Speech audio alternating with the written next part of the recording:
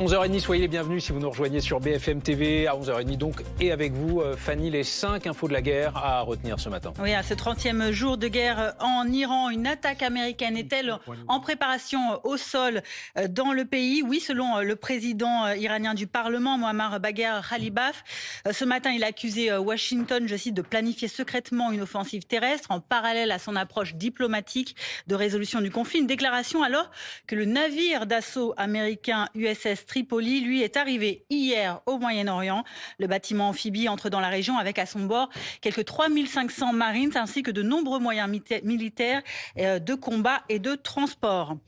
Des frappes israéliennes, mais aussi américaines en Iran ce matin. Au moins 5 personnes ont perdu la vie dans une série d'attaques au niveau du port de Bandar Kami. On est au large du détroit d'Ormuz. 4 autres personnes seraient également blessées selon l'agence de presse IRNA. La capitale Téhéran n'est pas épargnée. Plusieurs explosions ont été entendues dans le nord de la ville.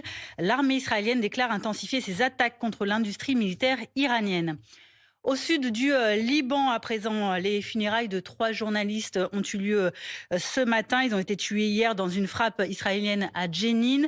Les obsèques ont eu lieu à Chouefat, une cérémonie d'environ 1 heure en présence de familles des victimes, mais aussi de nombreux journalistes et d'habitants. Le ministre iranien des Affaires étrangères dénonce, je cite, un assassinat ciblé, alors que l'armée israélienne affirme que l'un des reporters tués était un membre du Hezbollah pro-iranien. Les satellites de Téhéran, toujours activement ciblés également au Moyen-Orient. Ce matin, 2 secouristes sont décédés après une frappe israélienne au sud du Liban. L'armée israélienne a visé l'autorité sanitaire du Hezbollah, dit-elle, dans la ville de Bint Jbel.